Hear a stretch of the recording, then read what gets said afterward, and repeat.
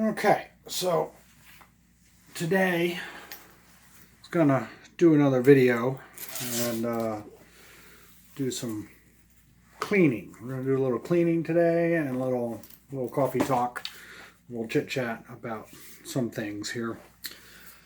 Went skeet shooting on Monday and did a couple rounds with the old side-by-side here. This is my 12 gauge, which I don't go to the range with very often for one reason or another, but I did some shooting with it and thought I would clean her up before putting her away in the old case and kind of have a little chit chat here. I'm gonna make some room. I got a whole bunch of gun parts. I got a AR9 project I'm working on, a bunch of papers everywhere, a bunch of other things. I got my good old Hopies number 9 right there, and my rem oil, so I think we're good to go. Some patches and a cleaning rod.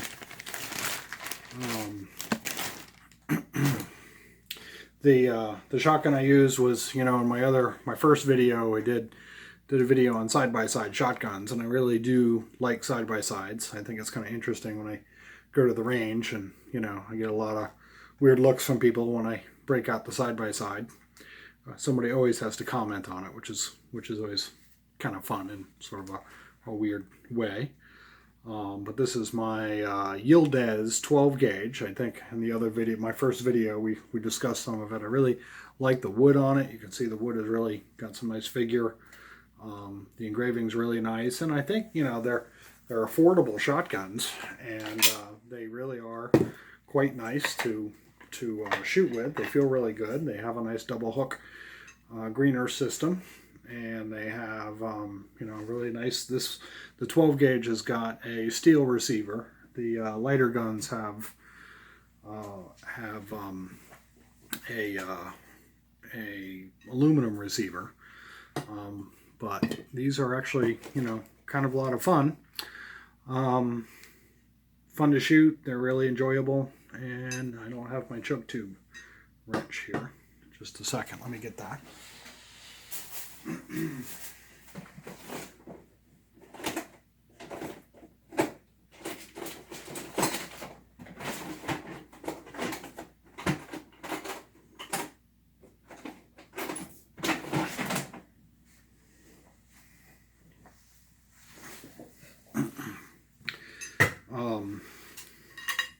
So I really do like these shotguns. The Yildiz side-by-sides, you can find them at Academy Sports. They stopped selling them for a while. I think but I saw on their website that they're selling them once again. They're if I remember correctly, their price was about $479 for the 20 gauge and 12 gauge, and they sell a 410. They do not have a 28 gauge. I have a CZ side-by-side for that. It's actually also a really nice shotgun. I think I always like to undo the choke tubes whenever I'm cleaning these guns out. I kind of clean the choke tubes separately. But they're balanced really well.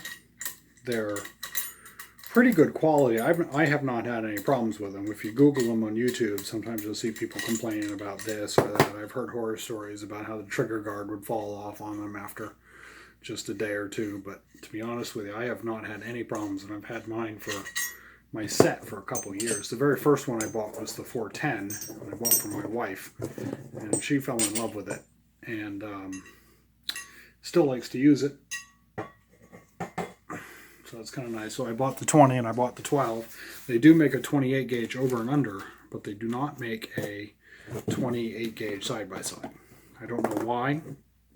I've tried to write them and ask them to make one, but they don't seem to be doing it, so they don't listen to me.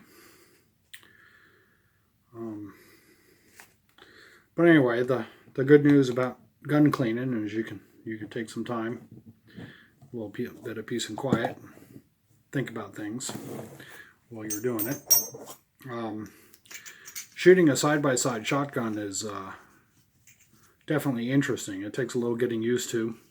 My first round of skeet, I shot a 23, which was pretty good for me with it. But then my second round of skeet, I don't know what happened on Monday. I started off and just wasn't in the right frame of mind. I went from shooting a 23 to a 9. I think I shot a 9 or a 10 on my second round. It was terrible. Hopefully I won't have that happen again. Didn't have anything to do with the shotgun. I was just not there mentally. Wasn't setting up my shots correctly. Wasn't thinking things all the way through before pulling the trigger. Wasn't mounting the gun correctly. I had a whole host of things going on. This one is kind of interesting here. It's a little dirtier. My right bore always gets more dirty than the left when I shoot these things. Because I put more shells through the right bore. So that's kind of that in a nutshell. Let's see, some things going on today. I guess things in the news are kind of a little weird. There's, of course, all the shootings that happened in Texas and Ohio, and which has got everybody on edge.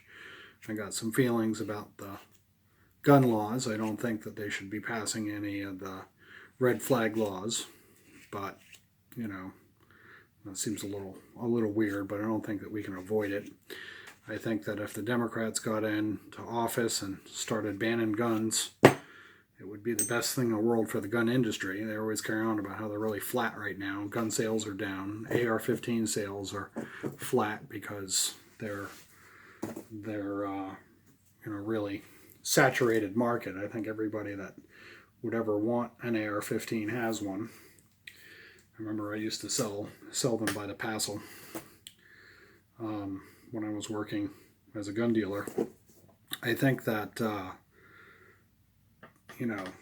anything more than $400 or $500 for an AR-15 is a little outrageous right now. But then those prices might skyrocket when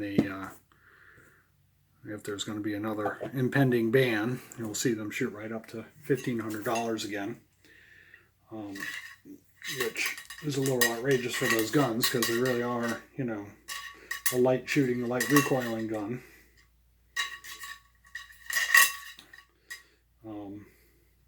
Kind of part of me thinks that I wish they would ban them, not because I'm anti-gun, but like motivate people to be a little more active in politics, maybe. But it would also set a really bad precedent for banning guns, which I don't think would be good.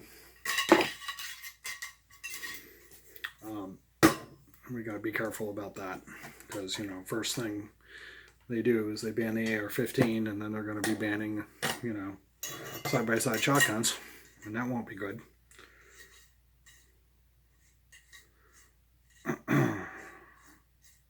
As it is in some countries, you're not allowed to have much more than a BB gun. And, crime still happens. Terrorism still happens. So I don't really think that banning guns is the answer to a lot of our problems in society. I think mental health issues are definitely predominant. I see in my particular profession that I'm in, I work with kids a lot, and I see mental health issues with teenagers on a much greater scale now than I did 20 years ago. It used to be rare to have a kid with serious mental health issues attending a school. Now it's, question of how many mental health issues you have, and I think kids growing up these days are in a really weird scenario. They're not taught how to solve problems without reaching for a gun, and I think that parents need to do a better job teaching kids right and wrong and de-escalating and not getting in a situation where you feel like you have to pull a gun. These receivers here need a little, they're aluminum. Just need to really just give them a wipe down. The guns don't get really dirty. You know, I shot about 50 rounds. The barrels still need to be scrubbed, but the actual receiver here itself just needs a quick little wipe, and it's done.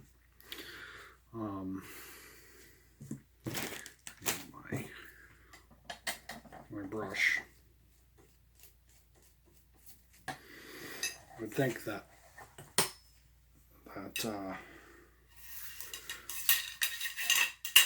I always find interesting as somebody who likes to watch politics. Politicians that are personally known in my life are just real idiots.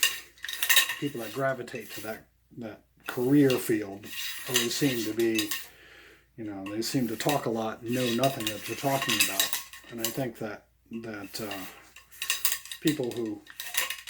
politicians who pass laws about things they don't know about, I think do a big danger, a big disservice. And you see these politicians who don't seem to understand anything about firearms, and they use the language incorrectly, not knowing really what they're describing. And I think the fact that they seem to think that they know enough to be able to pass a law, you know, I think is kind of wrong. So anyway, I just don't know about, you know, politicians. I don't think there should be a law saying politicians shouldn't pass laws that they don't know anything about. But that's why we elect them. So I guess if we do a better job of not electing idiots, and maybe we wouldn't be having these kind of silly discussions. And some of the conversations I've had people talk about, you know, really are bizarre to me. You know, watching the Democratic debates, I find it really interesting that people on the left are actually having ideas that they're taking seriously, which, you know, they're such bizarre, wacko ideas that everybody who's sane knows that they don't work, but yet they're being taken seriously by the media. And I can remember a time where that wouldn't have happened. Somebody with wacko ideas were told to go sit in the corner and suck on their thumb because they were just too mainstream. And nowadays that doesn't happen. And I think social media is to blame. I think the fact that anybody who has access to a computer can publish their ideas, and it used to be you'd have to go through publishers to get your ideas published, but now, you know, because of social media, anybody with a camera can produce what they think and put it online, and I think that's a big problem. You know, even people like Bubba Alamo can say what they want. The worst are people like Yankee Nimrod, who are out there putting their ideas out there for everybody to see. Those are the worst. Anyway, okay, those barrels look clean. So now, put these on here, lock that down, put on the fore end.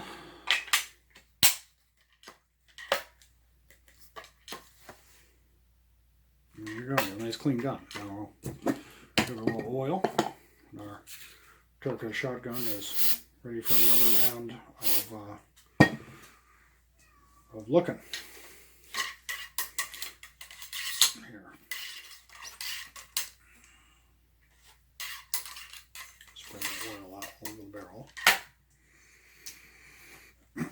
If there is, oops, phone fell down. There is something satisfying about the side-by-side shotguns. I have to admit that's different. Not everybody has one. You don't see them very often. It is fun to shoot around a skeet, and when you do better with all the people that have semi-autos and over and unders, you can look at them and laugh at their newfangled devices if you can shoot better than they can. Of course, if you shoot worse, they laugh at you. So there's always that aspect of things, but you can always tell people that you're better than them if you have a side-by-side.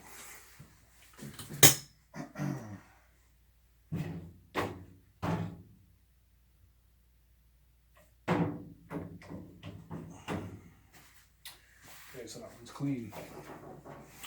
So one of the other ones that's kind of interesting we can talk about real briefly here. This is my Mossberg 500 Scorpion, ATI Scorpion. It's pretty awesome. 12 gauge cylinder bore. It's got the heat shield and has the magazine shell loaders. So it'll hold 9 extra shells. I got some shells there that you might recognize. They're similar to some evil dragons. And then I have an assortment of buckshot and slugs on the side. Keep the firearm unloaded. It's a pump gun, obviously. Makes a nice pump sound. The one thing I don't like about it is that the safety is on top and it has the pistol grip. So if you want to take the safety off, you have to break your grip and put it up there. Also, it's got the slide release is here on this side, so you kind of have to flip it up with your thumb to be able to pull it back. But that aside, it comes with a lot of features like the stock, the heat shield, the forend, and the pistol grip is really nice. It has a special extra rubbery part here supposed to minimize recoil. So I'm kind of excited about it. The scope is a Walther, let's see, PS2 scope. And it's came off of another gun of mine. It doesn't come standard, but I put it on here because, you know, it looks pretty awesome. I actually have not fired it yet. I've had this thing for about 6 months. And I just have not gone out to the range to be able to shoot it. But it's going to be a slug and buckshot gun. It's got a front sight right there and the bead on top of it. You can see the sight if you look down the groove here on the rail. I'm hoping to get good enough with it that I can outshoot Yankee Nimrod with his slug contraptions. He's got a Model 12 that he's actually quite good with. I'd like to be able to show him up with this someday. But we'll have to spend some extensive time on the range shooting and testing it before I can unveil it in a slug challenge to Yankee Nimrod. But that'll be coming.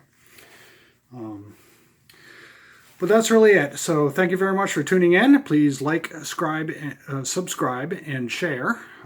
Trying to build a conservative media empire to rival those, and your help in that would be greatly appreciated. Please remember to shoot 100 straight.